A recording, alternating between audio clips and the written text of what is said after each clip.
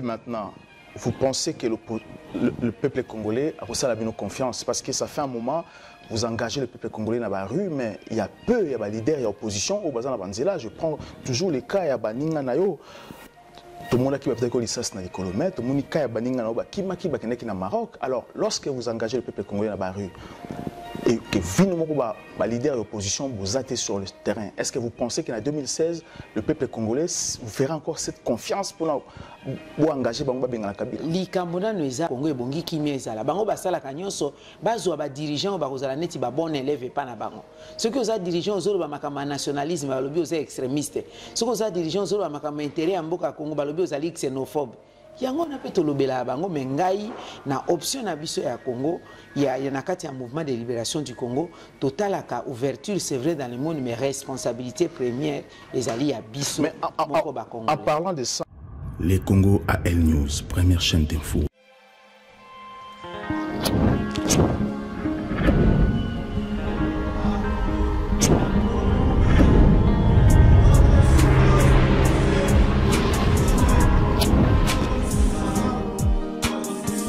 Bonsoir, bienvenue à l'émission Les Congo.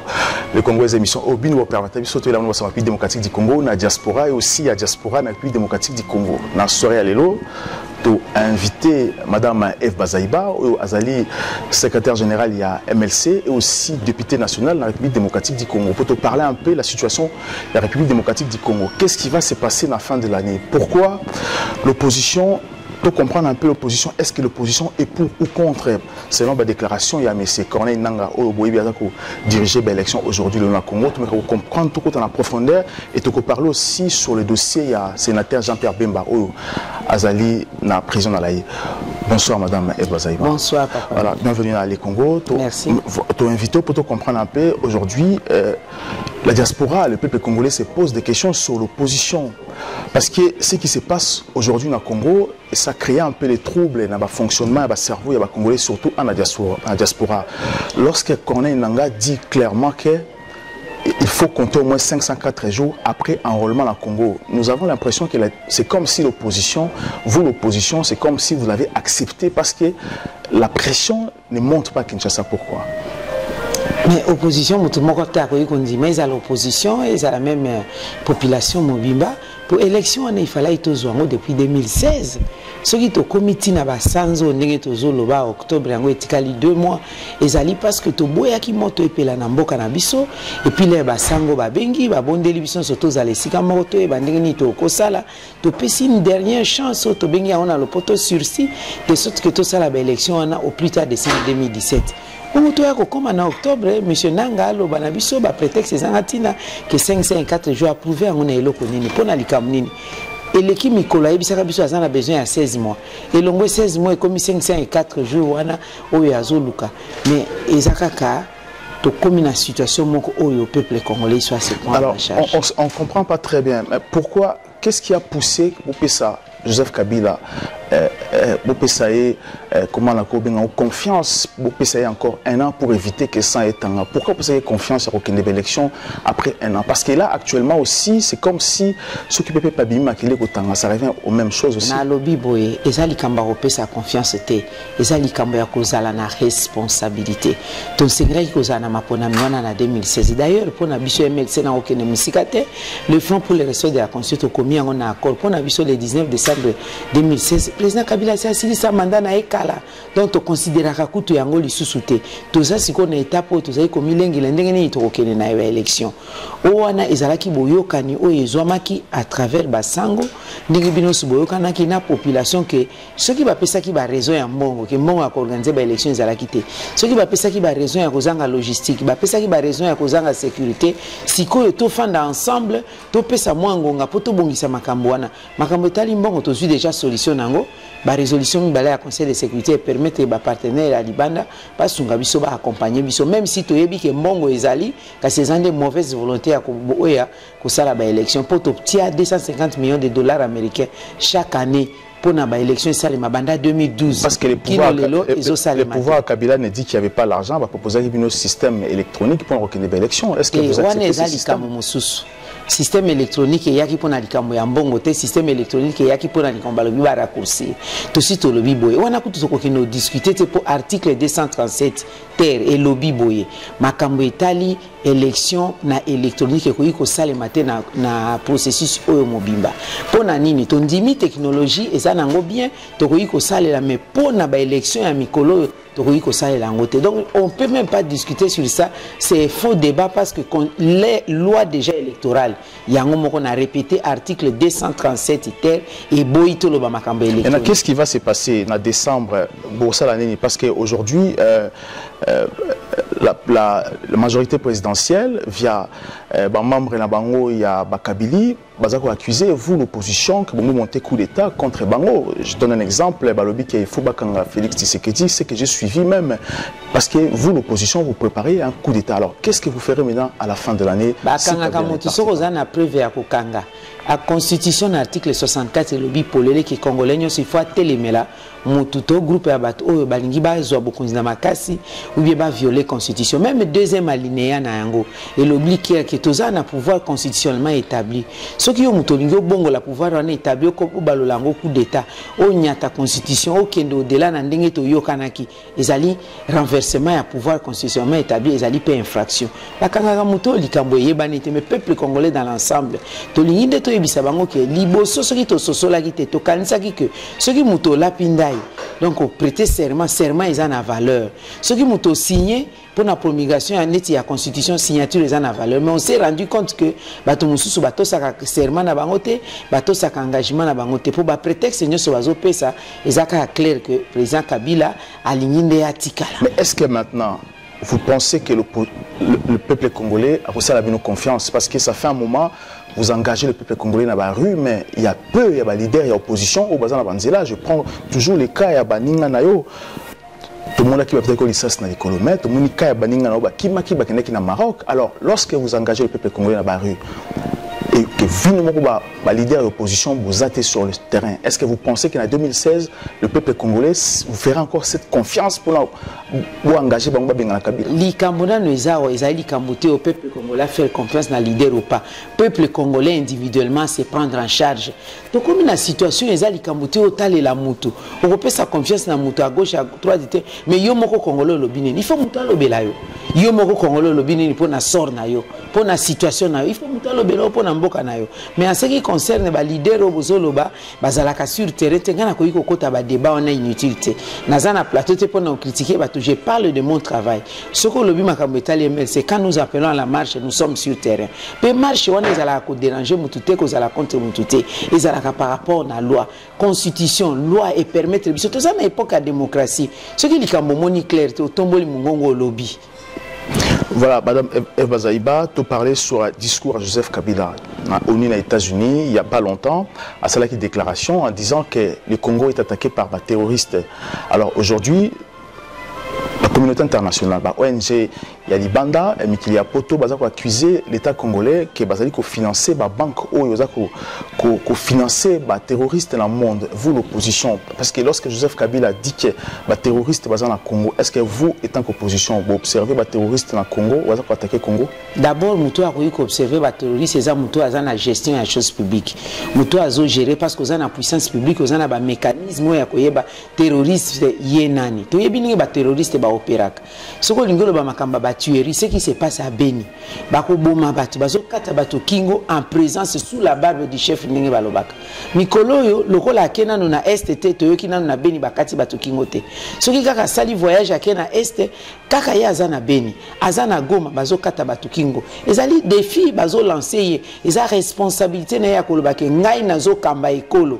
Pour na mikolo yo peuple na ngai ata mutu soko ozo kengela ozo batela basoso ozana pulaye na yo chaque jour lelo moni nyoka le soso bakati soso kingo zo koma na pulaye okuti basoso bakati kati bango kingo okosala nini ko monter garde okotendre bango ba piège po yeba nani wana oyo ayaka ko basoso na pulaye nanga mais na kaya mboka na biso o balobaka bakonzi ya mboka ni audible ni visible toyoka mongongo na bango te to mona kapé action na bango bazo salate alors wana ezali likambo biso to gère kamboka te tozana mandoki te tozana ba mécanisme te ya sécurité pour na kokendo tala soki terroriste akoti ou pas. Ce qui se passe dans le Kasaï to yebi bien ezalaki soulèvement ya chefferie moko contre pouvoir établi ya l'état par cause ya mauvaise gestion ya pouvoir coutumier. Alors lelo soki ba ONG international ba lobi bon to yebi ke ba journaliste ya investigation baza ebele et il est de la responsabilité à moto batangi à dénoncer ne mbongo ekotaka na ba banque mikolo yebi ke transparence eza makasi pona ba virement bancaire pona ba transaction bancaire to yoka pe makambo ebele ba mbongo eza na Panama ba mbongo na BGF banque oyo ya Seni bazolongola lelo soki ke mbongo wana ezo soutenir soki makambo ya terrorisme à gauche à droite. En tout cas eza likambo etali ba journaliste wana ya investigation na bato bango bazotanga biso opposition MLC tozana mécanisme nini ya okendo contrôler tozana monitoring ya contrôle ya makambo wana. Voilà, tout marqué poste revenir juste après. Les Congo AL News, première chaîne d'info. Je rappelle que ce soir, tu as invité Madame Bazaïba, ou Azali, secrétaire générale à MLC et aussi députée nationale de la République démocratique du Congo. Madame Bazaïba, il y a un problème ici dans la diaspora, il y a aussi un problème dans la communauté congolaise, partout où vivre et aussi à l'intérieur du Congo. Avant, notre vieux qui nous a quittés, Etienne Tshisekedi, disait toujours qu'il allait voir les décideurs dans le monde pour pouvoir dans le Congo. Et aujourd'hui, la classe politique congolaise, Mobimba, parle toujours des décideurs. C'est comme si vous arrachez le pouvoir au peuple, occidentaux. Mais comme par hasard, aujourd'hui, partout aux autres cas, on nous dit qu'il faudrait que la société civile dirige le Congo, que les hommes politiques basés là, élection et salama. Alors, lorsque vous demandez au peuple d'aller voir la communauté internationale, vous ne voyez pas d'un côté aussi que vous humiliez le peuple congolais et que d'un côté vous arrachez aussi le valeur des Congolais et que vous donnez ça à l'extérieur. Yo qui mnokonanga lobia wa que communauté internationale nazo ibisabino qui responsabilité à liboso ezali Congo. Ba Congolais bango moko, les autres ne viennent que à l'appui. Ngana uti osione awa ono ya MLC ba territoire ya mboka nazo ke no pesa ba information, nazo ke no sensibiliser tango ezalaki makambo ya enrôlement na ba territoire onanu ba sala ki enrôlement te. Moi je me base plus na niveau ya mboka. Néanmoins responsabilité ezali partagée en ce sens et à rappeler les partenaires internationaux que nous avons besoin les uns et les autres. Bango balinga kaka Congo te me balinga pe ba Congolais ba kolo Congo ba vivre na kimia. Le Congo donne beaucoup dans le monde.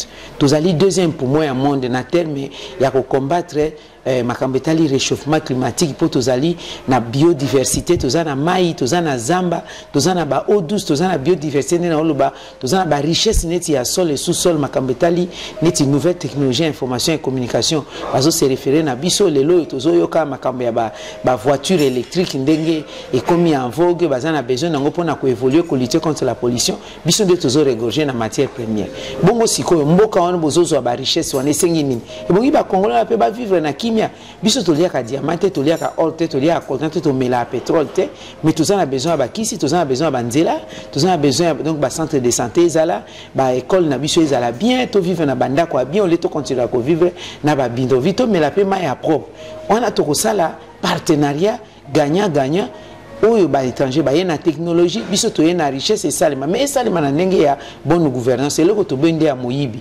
bitumbu ezobima na mboka na biso butu moyi mandoki ba fabriquer yango wapi na mboka nini ezo utaka na bamboka ya libanda il faut te rappeler bango que mandoki na bango na bazo fabriquer ba msusu ba kendo mesurer impact ya nuisance nango capacité ya nuisance nango na mboka na biso bazo linga ba conflit salema po bayeba ko sala ba test ya ba mandoki na bango ba msusu bazo ya bazo linga bazo ba richesse na ndenge ya moyibi na mboka na biso yango na tozo yebisa bango soki bolingi bo collaborer na Congo ebongi kimia ezala bango basala kanyonso bazwa ba dirigeant ba kozala neti ba bon élève pa na bango soki oza dirigeant ozolo ba makama nationalisme balobi oza extrémiste soki oza dirigeant ozolo ba makama intérêt ya mboka Congo balobi ozali xénophobe yango na pe tolobela bango mengai na option na biso ya Congo ya na kati ya mouvement de libération du Congo totalaka ouverture c'est vrai dans le monde mais responsabilité première ezali ya biso en parlant de ça je reviens aussi sur parce que lorsque vous parlez de ça je prends directement un dossier sur COP 21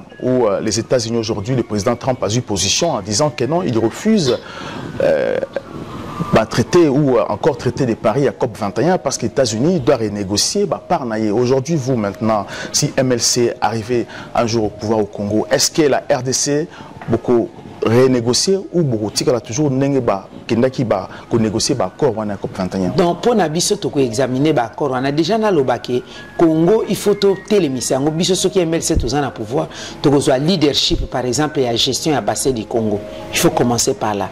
Parce que soko tali malamu bassin du Congo biso nde to zo regorger na grande partie ya ba forêt. Ou le leadership ezo kende pa ya bandiko to boité Congo Brazza, Angola, Cameroun ba ko gérer biloko mususu mais pas na biso to zo leadership ya c'est tout à fait normal et logique selon ma position géostratégique. Parce qu'un pays comme le Kenya a plus de parts que Congo dans COP 21. Oui, mais justement, le problème est allié à ce leadership et à négocier positionnement à Congo. Par exemple, le dossier à Maï, transfert des eaux de la rivière Ubangi vers le lac Tchad. On dirait que Congo va au sérieux. Pour Nanini, pour tous les qui sont en abisso, qu'on discute au bas de l'étage. Makambetali pouvoir, makambetali ba élection, baninga basi ba dépasser, on les a ba biloko mike oyo, to si to dépasser ngo, to tia ngo na constitution, to kanga ba règle de jeu sili. Comme respect à ba règle de jeu wana gestion en mboka ezate, ya on a toujours tourné en rond. Normalement, to nga ki to lo ba en terme à développement. Tala de 2000 à 2015, ba sala ka ba objectif de millénaire pour le développement. To atteindre objectif à ta mon côté. Et c'est un objectif. Le lot est commis un objectif de développement durable de 2015 jusqu'en 2030. Et pourquoi ça n'a pas marché? 2 ans. Pourquoi ça n'a pas marché? Pourquoi ça n'a pas marché? C'est la mauvaise gouvernance. C'est manque de leadership, manque de gérer les institutions, ne valent que les personnes qui les animent. Ce qui nous a kama mokazo kama ona malamute. Le kola nakati andako. Maman, tata, tozo kama ndako no malamute. Et vous allez à des ordres. Alors qu'est-ce qui va se passer aujourd'hui maintenant? Parce que votre leader, on ne sait pas, il est condamné, mais est-ce que vous comptez toujours sur lui? Parce que ceux qui bénéficient de l'élection au Congo, il ne sera pas là. Comment allez-vous faire maintenant? Nazo informé qu'il n'est pas condamné. C'est vrai, bah requérir bah condamnation pour naïm to interjeter appel ou on a to interjeter ils ont un effet suspensif et koki ko ça maté to zozela bah décréter. Mais je voudrais vous dire que MLC est allé parti moko exceptionnel. Bemba là où il est, on ne l'a jamais oublié à Zanabiso et Longo, mais nous sommes le seul parti, la seule formation politique depuis toujours, malgré l'absence de Bemba, tozolo ba tokene na ba élection, tokene na ba élection. Par contre, ba oyo bozolo ba bazana ba leader na bango. Bazo boya kasi ba élection pour nani. Parce que bango ba yebi bazana ba leader na bango. Bazo boya ba élection pour nani. Parce que bango ba poni non, pour bazana incapable kozala élu, ceux qui ba tricheter, ba ko lekate, bazana incapable, mais biso toza sûr na oyo MLC azo sala ya ngona tozolo ba. Mais Madame Bazaïba, c'est très compliqué parce que vous, toujours dans l'opposition, il y en a même, qu'il faut pas qu'il y ait une transition, mais c'est mon collègue. Alors, on ne comprend plus rien. Pourquoi Bamsou a sa position clairement? Pour bien comprendre, Tobunda na mboka oyo Congo pour na multipartisme, liberté d'expression. Tokoki ko kanganate opposition nyoso ba loba liloba moko ikoza la démocratie, c'est l'unité dans la diversité. Mais pourquoi bazo sala on non bazana droit, c'est la démocratie. Le peuple d'un côté, c'est comme si ba leader wana ba bungisi idéal na bango de bungisi idéalité. Ba bungisi idéalité yo tuna bango. Ba o bazolo ba makamba ba élection, tuna bango bo bungisi idéal. Ba bungisi idéal. Parce que belé bazo ma média na biso, c'est pour ça qu'on a pas approche à gestion. Il faut comprendre politique Salema. Atana mboka obozali na France. Soko keika na ba parti socialiste bazana ba courant. Soko keina ba parti républicain bazana ba courant. Soko keina opposition dans l'ensemble batu bazana approche na bango. Donc mutu moko abungisi idéal les alité, mutu na mutu azali na approche de gestion. Ba oyo bakanisi ke pour bakende na gestion mboka il faut bakende na transition boko tout na bango. Bolingi transition sans Kabila, mécanisme nini boko sala. Biso pe batu tolobi, tozali na programme ya ko kena ba élection ki pona biso to pas likambo ya ko discuter sur la présidence depuis le 19 décembre 2016. Seulement, kaka tant tozalaki na dialogue, on fait tokoko bengango discussion directe à Senko, consensus majoritaire et yaki ke baongo, bandimaki, président Kabila atikala, qui notre okene na ba élection, mais soko tali na accord, biso tolobaki non. Majorité, société civile, opposition bandeko nyonso bazalaki sauf biso tolobaki non bango bandimaki yango na tozalaki na période tozo préparer pour notre élection muto ya bungisi idéal azalité ce sont des approches diverses pour na kokende na gestion ya mboka madame Bazaiba to comme na suka mission mais na accord ya 5 ans et à souplicité au cas où vous trouver solution té Kabila peut rester ou comment parce que dans cet accord il y a pas souplicité il y a pas souplesse exacte souplesse c'est ligne kolobani c'est-à-dire au cas où un an, il y a transition, au cas où beaucoup organiser l'élection parce qu'il y a un défaut, je ne sais pas comment, mais est-ce qu'il peut continuer le temps pour trouver solution ou pas, il faut arrêter tout de suite. D'accord, la constitution, beaucoup qui signé, beaucoup qui loba, et ça qui a comportement. Ninge papa wemba loba, qui a un comportement. Il y a moto ya koyeba naza démocrate ou pas. Nous appelons République démocratique du Congo et l'okoni tokoyi ko sala. Ezali par manque de respect ya ba engagement de tokomo discuter boye. Ce qui Kabila tango azalaki élu na 2011 a intériorisé que s'il avait intériorisé qu'il est dans son deuxième et dernier mandat de toto discuter makambo yote. Gouverner c'est prévoir. Gouvernement et sengela ki ko prévoir makoki pe makamonyon so pona kokena ba ponam. Nous sommes là parce que bato bazo respecter engagement na bangote et en premier lieu baoyo bazo kamba sikoyo. Merci beaucoup madame Eve Bazaiba, je rappelle que vous êtes secrétaire national il y a MLC et aussi député national. Merci encore à l'équipe technique na Mobimba, la photo na réalisation kaka équipe info na caméra et Marie-Josée na coordination. Merci encore à Bakongolo ou à la émission sur les Congo AL News, vous partagez surtout vous s'abonner largement na page na Facebook les Congo AL News et aussi YouTube Nabson de Tobatouchi Congolais Kabila Mutu. À très bientôt. Les Congo AL News, première chaîne d'info.